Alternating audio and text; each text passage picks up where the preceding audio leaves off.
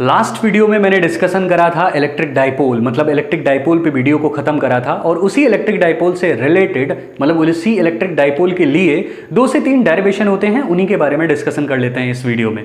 Okay, so without wasting any time video start करते हैं।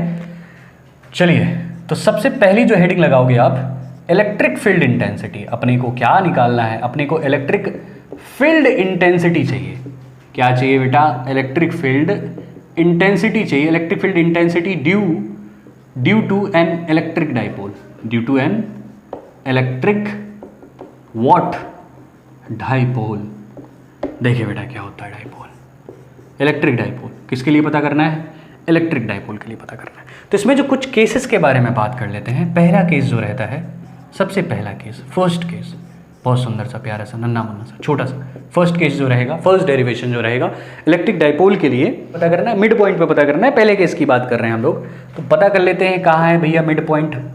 Mid point की बात कर लेते हैं। मिड पॉइंट कहाँ पे पता करना है? Mid point, at the mid point. अगर आप पूरा लिखना चाहो सही से, at the mid point of the dipole, of the dipole. किसका मिड पॉइंट बेटा? डाइपोल का मिड पॉइंट। कुछ मैं लिखने में ये गलतियां करता हूं, तो आप थोड़ा, जब मैं लिख लिया करूंगा प्रॉपर तब आप लिखिएगा उसके बाद, तो आप लोग भी काटोगे, सही करोगे तो गलत होगा फिर ये, अगर आप नोट कर रहे हो कॉपी वगैरह लेके। At the mid point of the dipole, तो कोई भी डाइपोल है, कोई भी डाइपोल का, डाइपोल का मतलब भी होता है चार्ज कैसे होने चाहिए?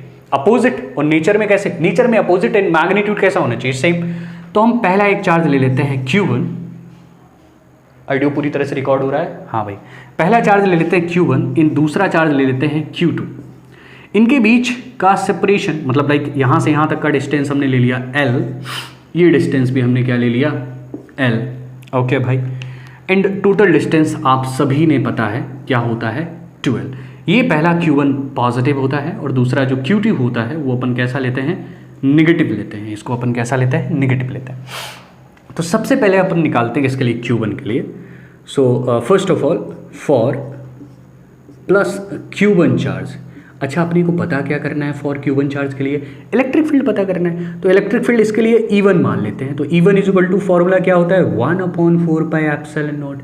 ये चार्ज क्या है? Q1 है। ये चार्ज क्या है? Q1 है। और हमें कहाँ से पता करना है? यहाँ के लिए पता करना है। और इस पॉइंट को नाम दे देते हैं P। थोड़ा बहुत और भी लिखना पड़ेगा यहाँ पे।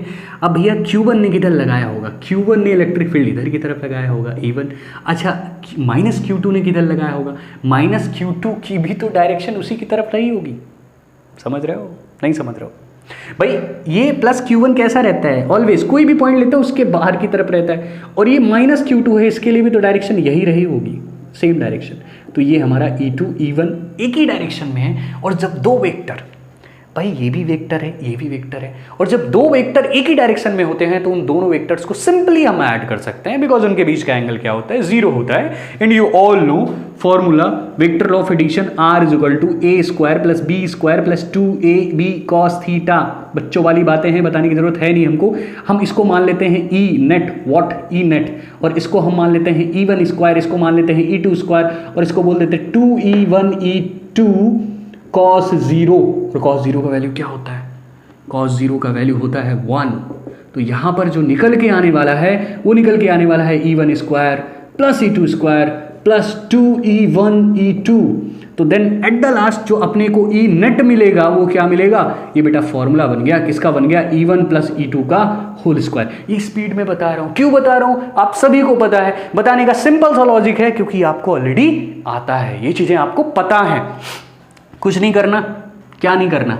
ये रूट से स्क्वायर चला जाना है, तो ई नेट आपका निकल के क्या आएगा? पी पॉइंट पे E1 प्लस E2। हम ऐसे ही हवा में नहीं बोल रहे हैं कि E1 और E2 को हम ऐड करेंगे। क्यों करेंगे भाई? सेम वेक्टर है, सेम डायरेक्शन में, एंगल कितने का बनेगा? 0 का बनेगा। और according to vector of addition E net क्या निकल के आएगा? E1 plus E2। लॉजिकली आप ये समझा सकते हो, लेकिन आपको पता है, अगर आपसे कोई पूछे कि दोनों वेक्टर्स को ऐड क्यों करा गया, तो आपको रीजन पता है, तो आप उसको समझा सकते हो। अदरवाइज आपको बोल सकते हो कि जब दो वेक्टर एक ही डायरेक्शन में होते हैं तो उन दोनों वेक्टर को हम इजिली क्या कर देते हैं? ऐड कर देते हैं। कोई पंगा ही नहीं है। कपड़े को उतनी दूर फेंक रहा हूँ, वापस से लेना पड़ेगा वहाँ से। 1/4 pi epsilon naught Q1। Distance क्या है? P पॉइंट तक का माइनस Q1 से डिस्टेंस, सॉरी प्लस Q1 से डिस्टेंस कितना है? ये डिस्टेंस क्या था? L था ना बेटा। स्क्वायर करते हैं ना इसका, L²। फॉर्मूला तो यही पढ़ रखे हो। फॉर्मूला क्या पढ़े हो? E is equal to formula 1/4 epsilon not Q upon R square ही तो पढ़े हो ना। तो R डिस्टेंस होती है उस पॉइंट के लिए, तो ये L स्क्वायर हो गया। चाहो तो इसको फर्स्ट इक्वेशन डाल दो।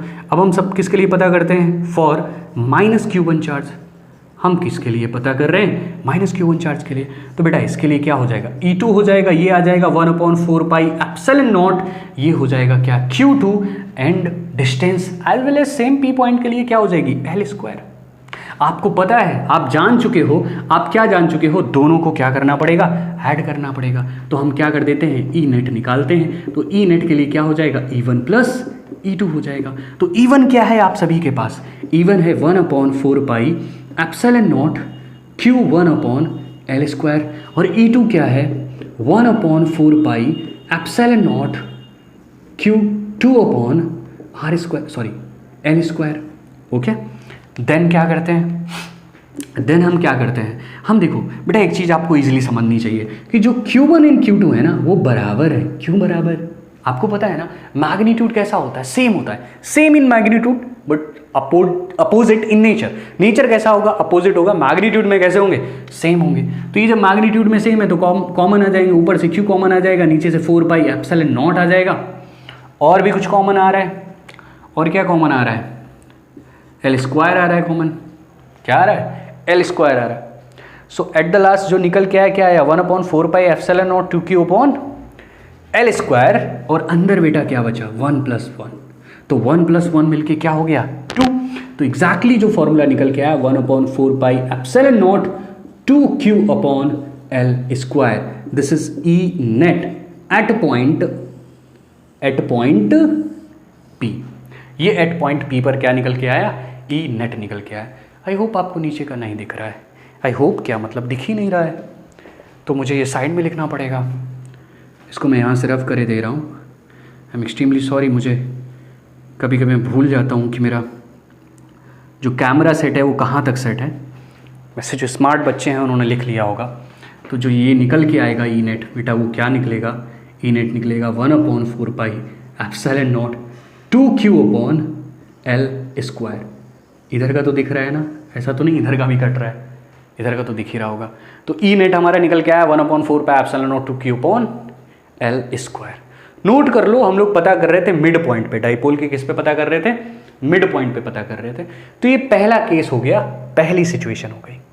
चलिए बात करते हैं दूसरे केस की। तो दूसरे केस की बात करने के लिए अपने आप को पहले केस को क्या करना पड़ेगा? रब करना पड़ेगा, तभी तो दूसरे केस के लिए जगह बचेगी बोर्ड पे, अदरवाइज लिखेंगे कहाँ? कुल मिला के मैं ऐसे कॉन्टिन्यूस बोलना चाह रहा था कि आपको लगे ना कि वीडियो बीच में बंद किया गया है, इसीलिए लॉजिक नहीं है मेरी बातों का, लेकिन फिर भी देखिएगा। हम बात कर रहे हैं किसकी? केस सेकंड की बात कर रहे हैं बच्चा। केस सेकंड क्या है? केस सेकंड में बोला है इन्होंने इलेक्ट्रिक फील्ड इंटेंसिटी निकालो। किस पे निकालो? मतलब उसी के एक्सेस पे निकालो। पॉइंट कहां पर हो? एक्सेस पे हो। A point lying on the axis, a point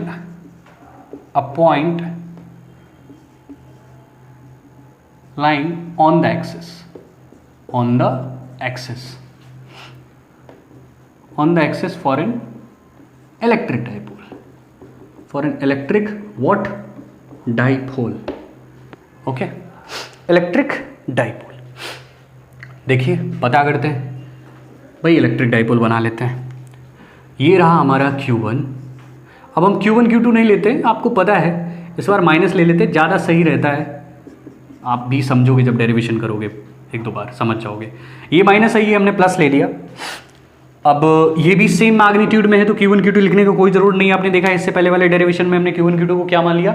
1 मान लिया, Q मान लिया, ठीक है। और यहाँ से यहाँ तक का जो डिस्टेंस होता है वो L है, और यहाँ से यहाँ तक का डिस्टेंस भी हम L ले लेते हैं। टोटल आप सभी को पता है 12 हो जाएगा। और इसके ऑरिजिन से, इसका ऑरिजिन है, डाइपोल का ऑरिजिन तो यही हुआ ना, इसके ऑरिजिन से कुछ पॉइंट, मतलब सॉरी कुछ डिस्टेंस पर इसी के एक्सेस पे एक पॉइंट लाई कर रहा है, एक पॉइंट P लाई कर रहा है। और उस पॉइंट तक का जो डिस्टेंस अपने को लेना है ना, उसको x मान लेते हैं। उस डिस्टेंस को क्या मान लिया? x मान लिया। डाइपोल के सेंटर से यहाँ तक का डिस्टेंस, ऑरिजिन है ये डाइपोल का, क्या है ये? ऑरिजिन। यहाँ से यहाँ तक का डिस्टेंस क्या ले लिया हमने? x। और ये P पॉइंट है, इसी P पॉइंट पर क्या पता करना है, इलेक्ट्रिक फील्ड इंटेंसिटी। क्या निकाल रहे थे, इलेक्ट्रिक फील्ड इंटेंसिटी। तो देखते हैं P पॉइंट पर दो चार्ज है ना, ये अपना असर दिखाएगा, ये अपना असर दिखाएगा, सॉरी, ये अपना असर दिखाएगा, ये अपना असर दिखाएगा। अच्छा, प्लस Q बहुत पास पड़ता है P के, तो ये असर दिखाएगा इधर की तरफ और बहुत तगड़ा असर दिखाएगा। लेकिन ये दूसरा चार्ज है तो इसको क्या मान के चलते हैं, E2 मान के चलते हैं। क्या मान के चलते हैं, E2। माइनस Q चार्ज दूर है P पॉइंट से, ये असर तो दिखाएगा। देखो माइनस Q की तरफ डायरेक्शन लेते हैं, मैंने आपको बता रखा है।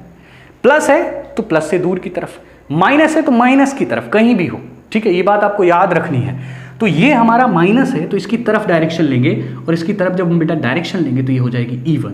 अब दोनों के बीच में डायरेक्शन कैसी है, अलग अलग है, भिन्न है, ठीक है। तो भिन्न का मतलब समझते हो, थीटा कितना है, 180 डिग्री है दो वेक्टर्स के बीच। और जब थीटा 180 डिग्री होता है ना, अब हमको बताने की जरूरत नहीं है आपको, वो R = a² + b² + 2ab cos theta 180 रखोगे ना तो सीधा सीधा क्या निकल के आएगा आपका, E नेट अगर निकाल ले होगे ना तो दोनों वेक्टर एक दूसरे से क्या हो रहे होंगे, माइनस हो रहे होंगे। समझ पा रहे हो। देखो आगे कैलकुलेशन करना बहुत आसान है किसी भी डेरिवेशन का, लेकिन स्टार्टिंग में ये चीज़ें, मतलब जो आपके लिए डेरिवेशन का जो बेस होता है ये ज़रूरी है। मैं कई बार कैमरे में नहीं आता हूँ, इधर उधर हो जाता हूँ, उससे फ़र्क नहीं पड़ता, मेरी आवाज़ आ रही है इतना काफ़ी है। थीटा 180 डिग्री है, ई नेट अपने को निकालना है, तो अपन क्या करेंगे, माइनस करेंगे दोनों को एक दूसरे से। तो हम E1 - E2 नहीं करेंगे, हम क्या करेंगे, E2 - E1 करेंगे। क्यों करेंगे, इसका भी एक लॉजिक है। E2 - E1 क्यों करा बेटा, आपको ये याद रखना है।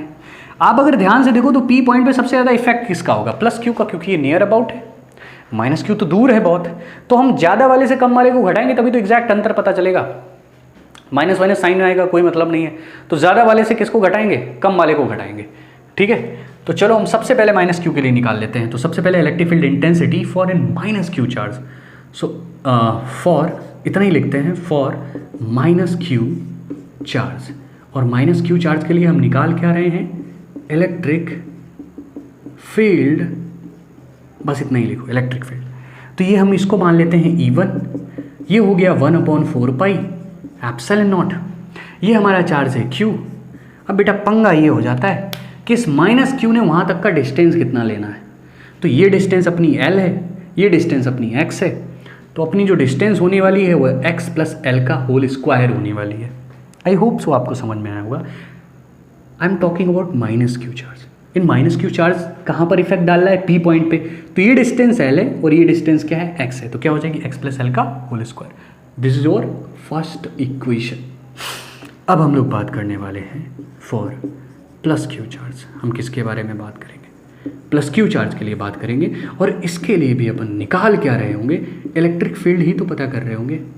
क्यों भाई, सोना नहीं, जागते रहना, जागते रहो, जागना बहुत ज़रूरी है, इट्स मस्ट। तो 1/4 पाई एप्सिलॉन नॉट, मैं खुद इतने दिनों बाद जागा हूँ, एक वीडियो डाला, ठीक है। 1/4 पाई एप्सिलॉन नॉट, ये हो गया Q।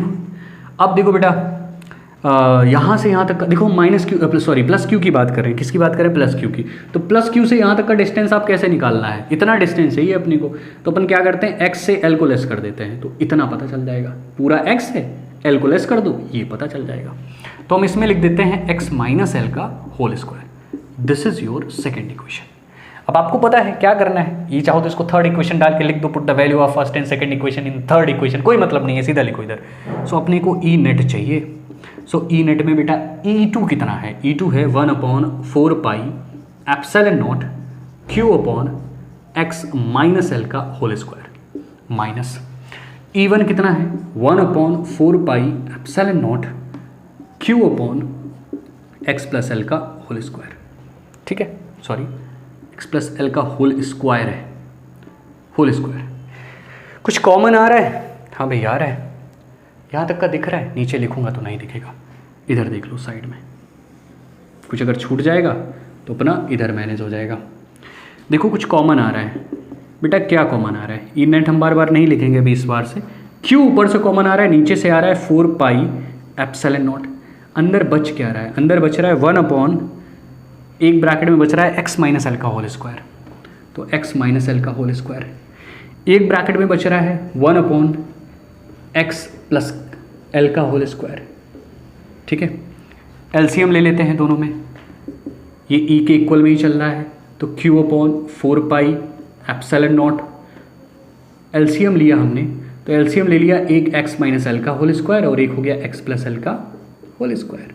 तो एक साइड आ गया x प्लस एल का होल स्क्वायर बेटा, एक साइड माइनस लगने के बाद में ऊपर की तरफ क्या आएगा x माइनस एल का होल स्क्वायर। बस कैलकुलेशन है, करते जाओ करते जाओ करते जाओ, है ना, धोते जाओ धोते जाओ धोते जाओ, ऐसा कुछ ऐड आता था पहले लाइफ बॉय का आई थिंक।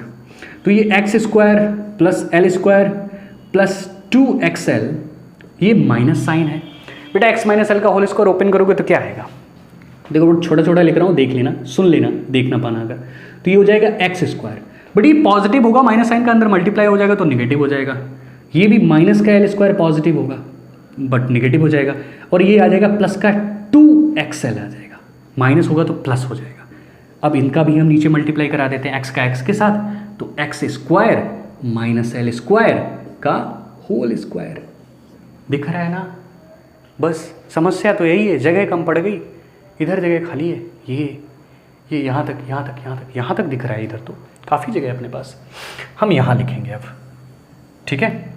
अब ये इतना यहाँ तक का दिख रहा है आपको, अब इसमें कुछ कैंसिल हो रहा है बेटा, एक्स स्क्वायर से एक्स स्क्वायर गया, एल स्क्वायर से एल स्क्वायर गया, बचा क्या है 2xl, और उधर भी बचा 2xl। यहाँ पे जगह कम पड़ रही है, लिखने का कोई फ़ायदा नहीं होगा, बहुत लिखूंगा तो छोटा छोटा जाएगा तो कोई मतलब नहीं उसका। तो क्या करना पड़ेगा, क्या करते हैं, इधर अगर लिखते तो और छोटा दिखने वाला है आपको इस साइड में, तो एक काम करते हैं, ये वाला पार्ट है इसको रब कर लेते हैं, इसको नोट कर लीजिएगा, ये वाला पार्ट मैं रब कर रहा हूँ, ठीक है। वीडियो को पॉज करेंगे और यहाँ से ये वाला पार्ट पहले नोट करेंगे, ठीक है। तो अपने पास एक अच्छा खासा स्पेस बचेगा, तो लिखने में भी थोड़ा ठीक लगेगा और एक्सप्लेन करना भी ठीक लगेगा। देखो बेटा, यहाँ से क्या हो रहा था, हम लोग यहाँ तक बात कर चुके थे, एक्स स्क्वायर से एक्स स्क्वायर, एल स्क्वायर से एल स्क्वायर कैंसिल हो गया है। अभी जो बचा क्या है, वो अपने पास ई इक्वल टू जो बच रहा है ना, वो बेटा क्या बच रहा है, क्यू बच रहा है, और अंदर बच रहा है 4xl। भाई ये 2xl मिलके और 2xl मिलके क्या हो गया, 4xl हो गया, और अपॉन में क्या आ जाएगा, एक्स स्क्वायर एल स्क्वायर का होल स्क्वायर। इसको थोड़ा और सही से लिखोगे तो हम लिखना क्या है, यहाँ पे एक चीज़ है जो आपको ध्यान में रखनी है कि जो x डिस्टेंस है वो बड़ी है एज कम्पेयर टू l, तो जो l स्क्वायर होगा वो और भी छोटा हो जाएगा। भाई l छोटा है तो l स्क्वायर और भी छोटा हो गया। कैमरे का फोकस सही है ना, फोकस सही है ना, फोकस सही नहीं है, अब फोकस सही होगा। हाँ ये सब करना पड़ता है, खुद ही ऑपरेटर बनना पड़ता है। इधर देखो, सो क्या करना है, q इंटू 4xl, अपॉन में क्या बचता है बेटा, अपॉन में एल स्क्वायर ख़त्म हो जाता है, तो यहाँ पर x टू दी पावर 4 बचता है, और ये x से ये कैंसिल हो जाएगा एक पावर, तो निकल के आएगा q 4l upon x cube. एक चीज़ मैं लिखना भूल गया हूँ, क्या लिखना भूल गया हूँ, 4 पाई epsilon not, 4 pi epsilon not, 4 pi epsilon not. ये जगह बचाने के चक्कर में ये सब हो रहा है। तो अभी आपका क्या बचेगा ऊपर, इसको हम लिख सकते हैं 2 into 2ql upon 4 pi epsilon not x cube, और इसको सही से लिखा जा सकता है क्या, 1 अपॉन 4 पाई एप्सिलॉन नॉट, और जो 2ql है ना, ये इलेक्ट्रिक डाइपोल के फॉर्मूले के बराबर होता है जो कि p होता है, तो ये 2p हो जाएगा और नीचे आ जाएगा एक्स क्यूब। तो E इज इक्वल टू निकल के आएगा 1 upon 4 pi epsilon not 2p upon x cube. तो दिस इज योर फॉर्मूला। अगर सही से लिखें तो E इज इक्वल टू क्या निकल के आया, 1 upon 4 pi epsilon not 2p upon x cube. This is your formula. Okay, I hope so आपको समझ में आया होगा। इधर का थोड़ा स्पेस छूट जाता है मेरे खड़े होने की वजह से, तभी बोर्ड पे जगह कम पड़ जाती है, बट ठीक है, थोड़े से डेरिवेशन है, मैं थोड़ा सा लिखता भी थोड़ा अजीब हूँ। देख लीजिए, नोट कर लीजिए, फिर हम बात करते हैं केस थर्ड की। हम लोगों ने 2 केस ऑलरेडी पढ़ रखे हैं। थर्ड केस में आपसे बोला है इक्वेटोरियल प्लेन है, मतलब आपको किसी भी at a point lying on its equatorial plane. समझ रहे हो, नहीं समझ रहे हो तो भी समझ जाओगे।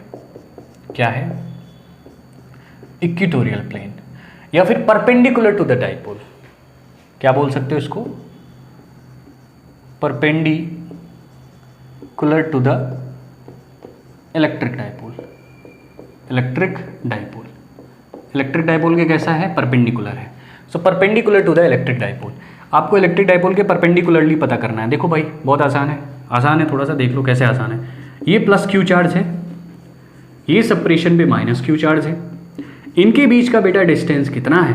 इनके बीच का डिस्टेंस है 2L। आपको पता है ये डिस्टेंस कितना होता है? L। ये डिस्टेंस कितना होता है? L। अब इन्होंने बोला है कि इस डाइपोल के ऑरिजिन से परपेंडिकुलर पॉइंट कंसीडर करना है P। ठीक है भाई, कर लेते हैं। अब ये हमने पॉइंट कंसीडर किया, किस डिस्टेंस पे हम x लेके चलते हैं, स्टार्टिंग से x लेके चले। बहुत सारी बुक्स इस डिस्टेंस को r लेके चलती हैं, बट अपन क्या लेके चलेंगे? x। ठीक है, थोड़ा सा कंस्ट्रक्शन कर लेते हैं। ये डिस्टेंस और ये डिस्टेंस एक दूसरे के बराबर होगी। अच्छा बेटा ये L है और ये L है, तो ये वाली डिस्टेंस क्या हो जाएगी? Root X square plus L square. और ये वाली डिस्टेंस भी क्या हो जाएगी? X square plus L square. ठीक है, अकॉर्डिंग टू पाइथागोरस थ्योरम। अब मैं ये हेडिंग मिटा दूँ, कोई मतलब नहीं है इसका, आई होप आपने नोट कर लिया होगा, तो हेडिंग का कोई मीनिंग नहीं है। अच्छा प्लस क्यू है तो ये पी पॉइंट पर जो इलेक्ट्रिक फील्ड लगाएगा वो इधर की तरफ लगाएगा E1। ये माइनस क्यू है तो इलेक्ट्रिक फील्ड किधर की लगाएगा? उसकी तरफ E2। ये बात आपको पहले भी बताई गई थी। ठीक है, बस यही समझना, ये कॉन्सेप्ट समझ गए बस हो जाएगा डेरिवेशन। अब देखो बेटा प्लस क्यू है, ये इधर की तरफ E1 लगा रहा है, ये माइनस क्यू है, ये इधर की तरफ लगा रहा है। अब जो E1 है ना वो कंफ्यूज्ड है यहाँ पे, तो इसके दो कंपोनेंट हो जाएंगे। कंफ्यूजन में ऑलवेज कंपोनेंट होते हैं। ये बन गया E1 cos theta, because angle इसी के साथ था। ये बन गया क्या? E1 sine theta. ठीक है, E2 भी कंफ्यूज्ड है तो इसके भी दो कंपोनेंट बनेंगे। ये इधर की तरफ बना लेगा क्या? E2 कॉस थीटा, उसी के ऊपर नहीं लिखा जा सकता तो इधर लिख रहा हूँ। ये बना लेगा E2 साइन थीटा। अच्छा मैग्नीट्यूड सेम है बेटा। अच्छा मैग्नीट्यूड सेम क्यों होंगे? समझ रहे हो ना भाई, जो डिस्टेंस पे ये है उसी डिस्टेंस पे ये है, जो डिस्टेंस पे ये है उसी डिस्टेंस पे ये है, तो इनका जो इलेक्ट्रिक फील्ड इंटेंसिटी का फॉर्मूला आएगा, डिस्टेंस सेम है, चार्ज का मैग्नीट्यूड सेम है, तो इंटेंसिटी भी सेम होगी। तो ये जो वेक्टर होंगे ना, ये वाले वेक्टर आपस में कैंसिल हो जाएंगे, ये वेक्टर आपस में कैंसिल हो जाएंगे। बट ये दो वेक्टर एक ही डायरेक्शन में, तो ये आपस में क्या होंगे? ऐड होंगे। तो एक चीज आपको नोट करते हुए चलनी है। क्या नोट करते हुए चलनी है? कि अगर आप प्लस क्यू के लिए निकालते हो, प्लस क्यू के लिए निकालते हो, तो बेटा E1 क्या निकल के आएगा? 1/4 pi epsilon not Q upon distance क्या है?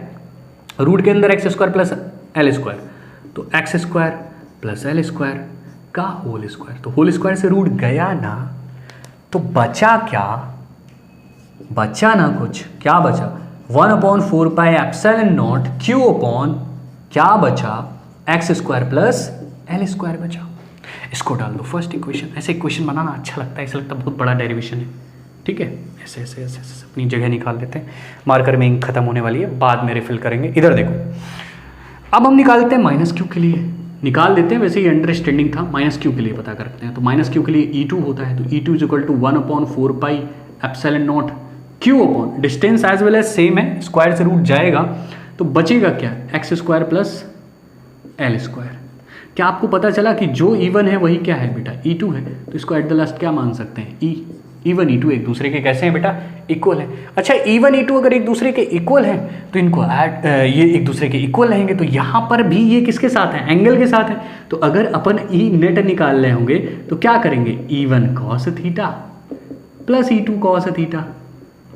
समझ रहे हैं ना आप? तो E नेट निकालने के लिए बेटा क्या करना पड़ेगा? E1 E2 सेम है ना, तो ये क्या हो जाएगा? 2E कॉस थीटा हो जाएगा। हाँ, तो ये 2E कॉस थीटा हुआ। अगर ये 2E कॉस थीटा हुआ ना, तो ये अगर 2E कॉस थीटा हुआ तो 2 E का वैल्यू रखो, E का वैल्यू सेम होगा। तो E का वैल्यू क्या निकल के आएगा? 1/4 pi epsilon not Q upon नीचे क्या है? X square plus L square, और साथ में बेटा क्या है? कॉस थीटा है। तो अपने को E नेट निकालना है, निकालते हैं भाई।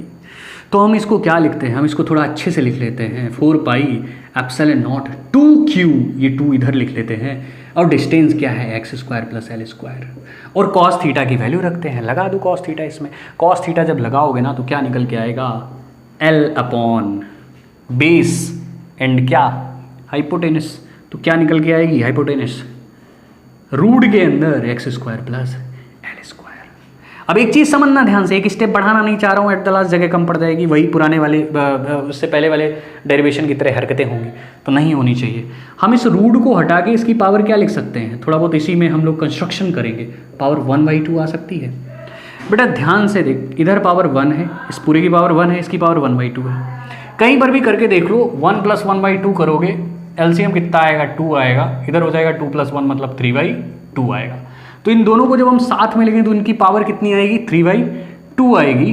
तो अब अपने को ई नेट जो निकल के आएगा वो निकल के आएगा 1/4πε0, ये हो जाएगा 2qL, और अपॉन में जो पावर है ना x² + L² to the power 3/2। वही पुराने वाले मैथड, जो आपका x है वो बड़ा है किसके कंपैरिजन में, L के कंपैरिजन में, तो L² वाला टर्म खत्म हो जाएगा। तो जो आपका ई नेट निकल के आने वाला है ना यहाँ पे, वो 1/4πε0, और 2qL किसके बराबर हो जाएगा, साथ में नोट कर लो, P के बराबर होता है ना 2qL, तो बेटा ये ऊपर P हो जाएगा, ये 2qL क्या हो गया, P हो गया। अब ये नीचे L² खत्म हो गया, तो x² टू दी पावर कितनी आई, 3/2 आई ना, तो 2 से 2 गया ना, तो ई नेट जो पता चला ना आपको, वो क्या पता चला, 1/4πε0 P/x³ निकल के आया कि नहीं आया।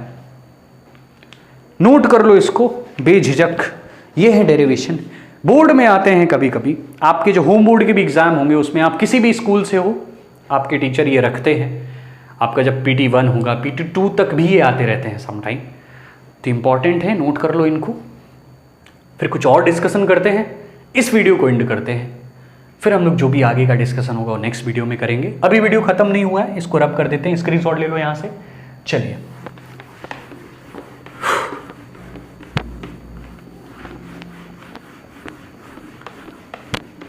बात करते हैं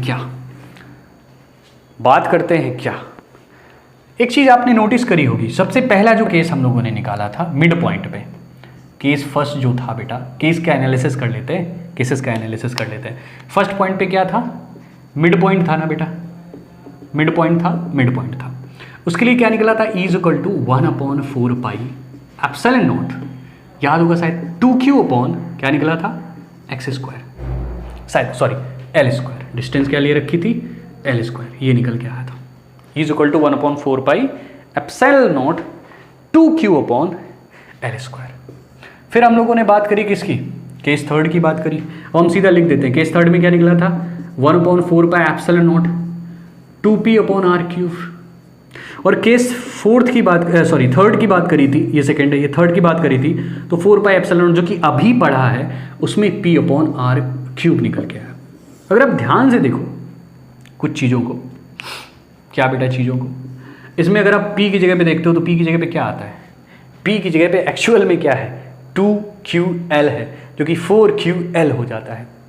तो सबसे ज़्यादा जो आपको मिलेगा वो इसमें मिलेगा, ठीक है, इसमें मिलेगा।